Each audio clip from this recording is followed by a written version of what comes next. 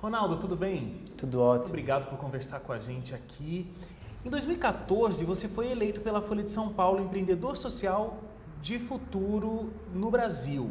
Em 2015, o MIT, que é o Instituto de Tecnologia de Massachusetts, te elegeu um dos 10 jovens brasileiros mais inovadores. E esse ano você entrou na lista da Forbes como um dos jovens brasileiros mais promissores. Não é pouca coisa para alguém com a tua idade, né? São várias conquistas. Muito bacana esse reconhecimento, né? Quando a gente começou a criar o Hugo e a Rentalk, a gente não imaginava a proporção que isso ia causar, né? E para nossa alegria, a gente vem colhendo esses frutos e esse reconhecimento acho que é fruto de um trabalho árduo aí de alguns anos para fazer a diferença na vida das pessoas. E esse ano ainda teve a história da tocha olímpica, você teve esse privilégio, como foi? É emocionante carregar aquela tocha? Foi uma alegria enorme porque eles selecionaram os 3 fundadores da Rentalk para conduzir essa tocha como um reconhecimento ao legado que a gente está deixando, né, na vida das pessoas e para a gente carregar um dos maiores símbolos mundiais de união entre os povos, como a tocha, que representa tanto essa união,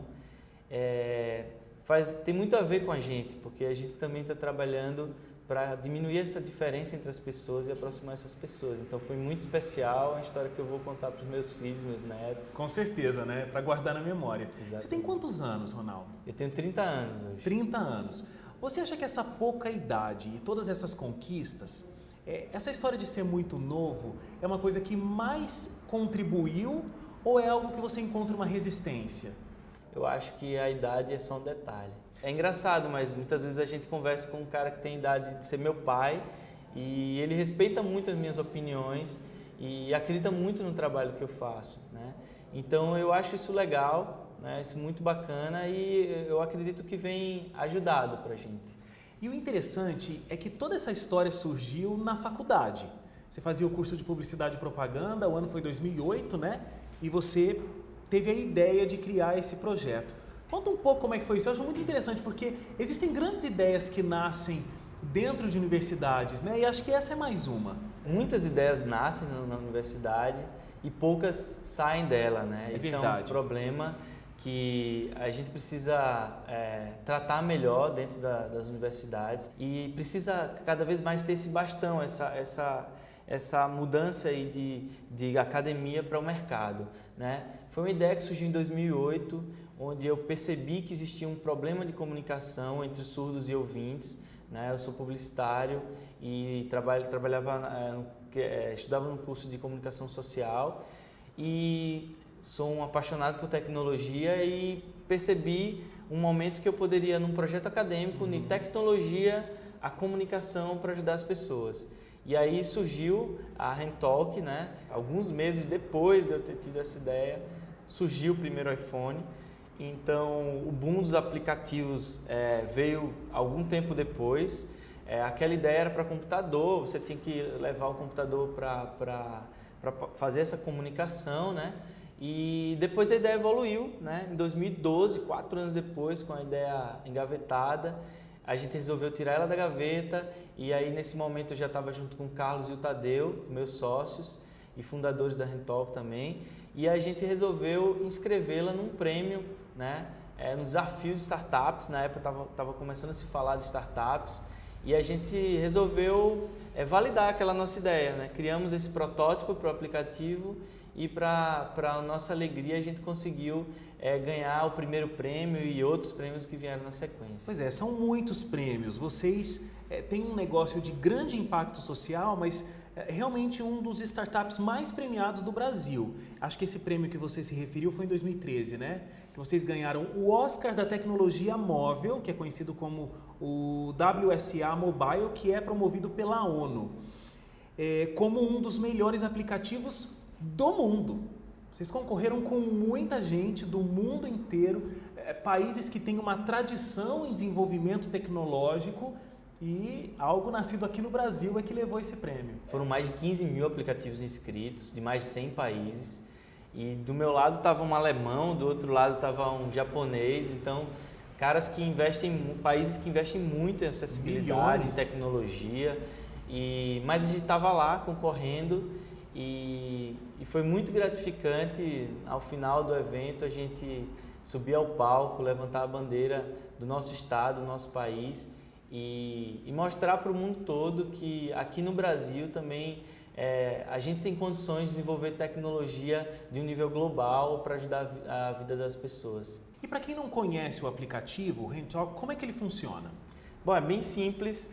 O Rentalk é um tradutor de bolso que traduz conteúdos do português para Libras, que é a língua brasileira de sinais, né? Então você pode digitar algo no celular, você pode falar também, você pode até fotografar um conteúdo impresso, por exemplo. O Hugo reconhece esse conteúdo e ele traduz automaticamente para a língua brasileira de sinais. Quem é o Hugo? Bom, o Hugo é um filho que eu tenho, né, que a gente criou, idealizou ele para ser um intérprete virtual, né? Então, o Hugo ele é bem caricato, um personagem bem simpático, 3D, e que realiza essas traduções automáticas nos canais onde a Rentalk está fazendo essas traduções. É interessante porque é um mercado muito necessitado, né? De acordo aqui com o IBGE, quase 10 milhões de brasileiros possuem deficiência auditiva, sendo que aproximadamente 70% deles não foram completamente alfabetizados em português e eles dependem exclusivamente das libras.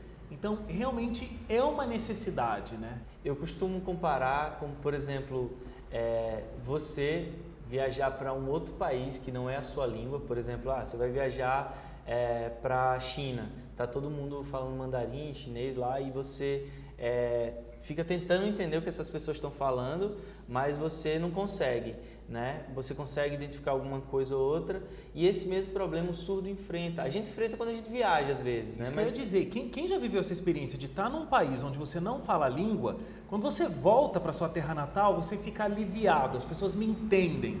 Agora, isso é por um período, imagine uma vida onde as pessoas não conseguem te entender. Exatamente. Então, o surdo passa por esse problema todos os dias da sua vida, no seu próprio país, e aí existe essa barreira de comunicação, é uma questão muito cognitiva. A Libras é a língua materna dos surdos. Eles começam a entender a comunicação das pessoas desde criancinha através dos movimentos, das expressões faciais, corporais.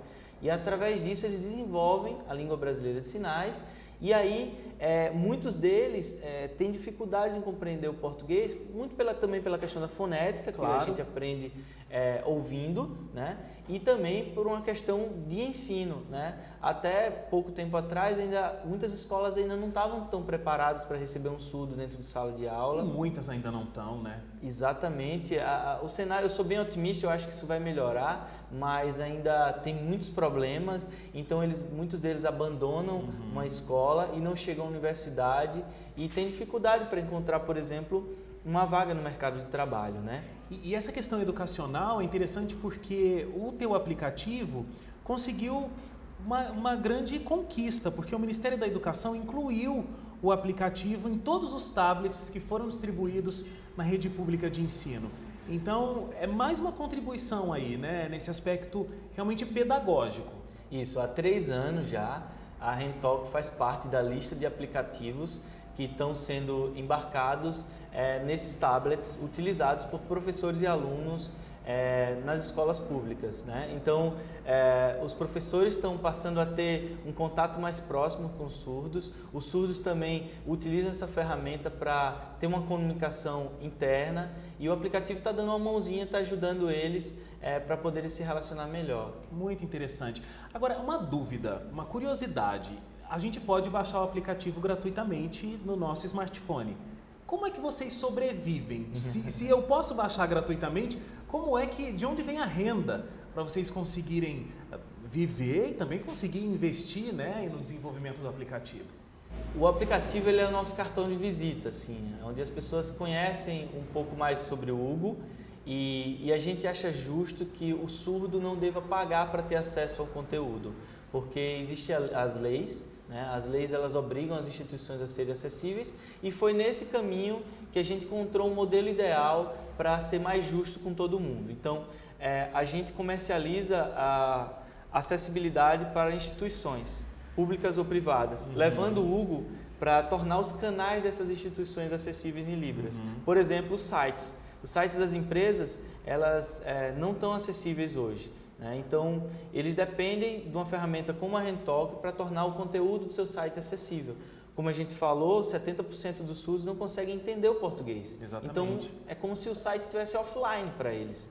E a gente torna o site online e o surdo passa a ser um dos primeiros a saber daquele conteúdo, tanto quanto nós ouvintes. Porque o que acontecia antes era que o surdo, ele sempre era o último a saber. Ele dependia de alguém que traduzisse aquela informação para ele. E hoje a gente está empoderando os surdos, levando informação em tempo real com o Hugo dentro dos sites das instituições também.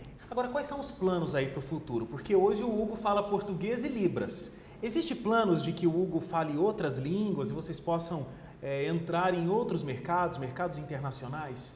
Isso, a gente tem esses planos, né?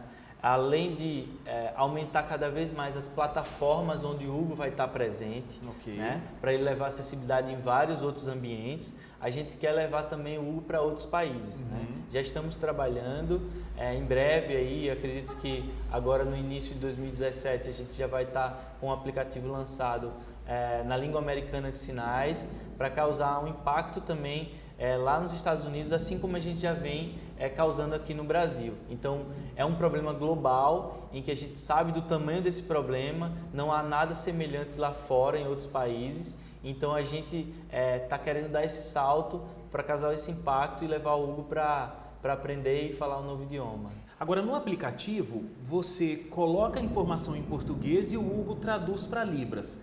Vocês têm planos de fazer o inverso disso? Então, traduzir Libras para português? A gente está trabalhando num projeto de pesquisa para isso, mas é algo que ainda está para o futuro, porque a tecnologia de hoje ainda tem dificuldade em reconhecer com precisão os movimentos corporais. Por exemplo, esse é o sinal de Libras, tem pessoas que fazem assim, tem pessoas que fazem assim. Então, tem movimentos diferentes, tem regionalismos também na língua de sinais, que fazem com que a mesma palavra seja transmitida por vários sinais diferentes. Existe esse sinal aqui, por exemplo, que é o I love you. Que é o que o Hugo sempre aparece fazendo. Exato, ele é um sinal internacional e surdos de todo mundo conseguem identificá-lo, né? Mas cada língua tem a sua particularidade, são mais de 200 línguas em todo o mundo de sinais e existem, óbvio, as línguas que as pessoas conhecem um pouco mais, mas assim como uma língua qualquer, como a língua falada, a língua de sinais também tem essa questão do país, né? Mas é algo que em breve, daqui a alguns anos, vai ser possível e a gente pretende sim colocar isso também em prática. Uma coisa interessante que vocês fazem também é que vocês colocam vídeos no YouTube ensinando movimentos básicos das Libras. E aí isso é muito interessante justamente por aquilo que a gente estava falando. Você consegue ajudar nesse processo de comunicação entre surdos e ouvintes. Quanto mais a gente mostra esse universo para pessoas que talvez não tinham esse conhecimento, menor é essa barreira e menor é até a questão do preconceito dos surdos com ouvintes. Né? E é bem bacana que tem pessoas que não tinham conhecimento nenhum da Libras, que viram o Hugo Ensina, que é a nossa websérie que a gente tem no YouTube, chamada Hugo Ensina, em que cada episódio o Hugo ensina sinais referentes a determinado grupo. E aí essas pessoas estão passando a aprender e aí é bacana porque ele encontra com um surdo na rua, ele já sabe dar um oi, já sabe dar um bom dia e isso é legal porque aproxima as pessoas. Então eu sempre falo que o Hugo, ele não é um simples tradutor. O Hugo, ele está conseguindo aproximar as pessoas e está conseguindo fazer com que elas se entendam, né? E isso é muito bacana, ele está devolvendo também essa comunicação entre elas. Agora, como que você vê esse trabalho todos os dias? Você trabalha full time nisso, né? Essa é a sua vida. Você consegue ver como um negócio? Ou todos os dias você acorda e fala, não, eu estou fazendo uma coisa aqui que é mais uma transformação social do que propriamente um negócio, propriamente o meu trabalho? Essa é a grande questão entre um negócio social, né? Porque de um lado você tem o retorno financeiro e do outro lado você tem o impacto social.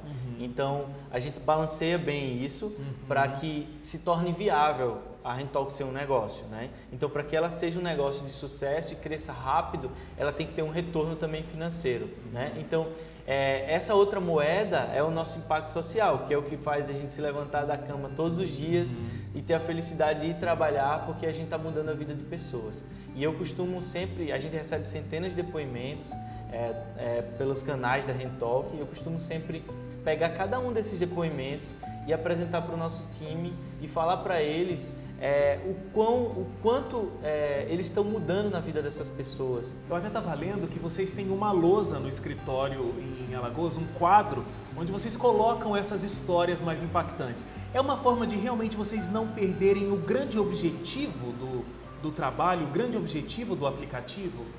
A gente está fazendo algo que tem uma imensa responsabilidade de mudar a vida das pessoas, de melhorar a relação entre familiares, por exemplo.